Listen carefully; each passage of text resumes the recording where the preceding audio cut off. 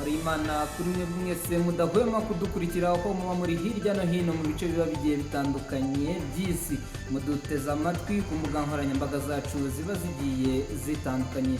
Uyu munsi tukaba turi tariki 20 z'ukwezi kwa kabiri umwaka w'ibihumbi 2026, akaba ari ku munsi wa 51 mu minsi 365 igize umwaka.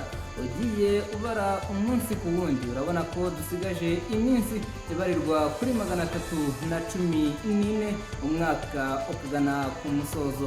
Ndabasuhuje, nge banyita MC Derek, nkabanje kubagezaho bimwe mu bigezweho mu isi y'imikino kuri iyi tariki. Isi y'imikino nta kindi gikomeje kuvugwa uretse shampiyona ya IPRC Huye izatangira ku munsi w'ejo. Iyi ngiyi akaba ari shampiyona izatangira ku munsi w'ejo tariki 21 z'ukwezi kwa kabiri umwaka w'ibihumbi 2026.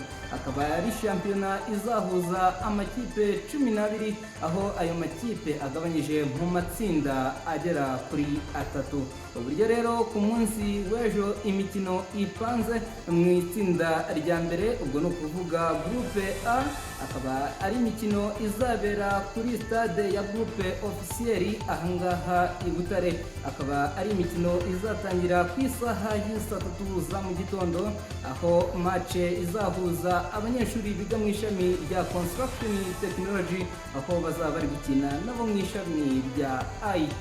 Naho ku isaha y'isa 5 n'ubundi mw'iryo tsinda rya mbere hakaba hateganyijwemo umukino uzahuza abanyeshuri bo mu ishami rya crop production ndetse n'abo mu ishami rya veterinary.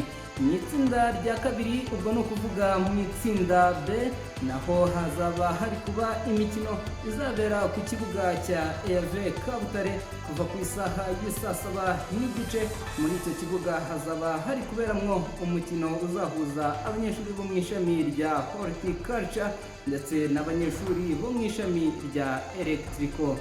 Naho n'ubundi kuri icyo kibuga mu itsinda B hazaba hari undi mukino uzatangira ku isaha y'isa 9:30, aho uzaba uri guhuza ikipe ya electronics, ubwo n'abanyeshuri biga mu ishami rya electronics ndetse n'abanyeshuri bo mu ishami rya geomatique. Mu itsinda C, ubwo ni ukuvuga itsinda rya gatatu, naho ku munsi w'ejo hazaba hari umukino, aho kuva ku isaha y'isa 7 kuri stade ya officiel de Kabutare ahangaha i Huye hazaba hari kuba umukino uzahuza abanyeshuri bo mu ishami rya quantity survey ndetse n'abanyeshuri bo mu ishami rya mechanical. Muri iryo tsinda rya gatatu hakazaba harimo n'undi mukino uzahuza abanyeshuri bo mu ishami rya highway technology ndetse n'abanyeshuri bo mu ishami rya irrigation.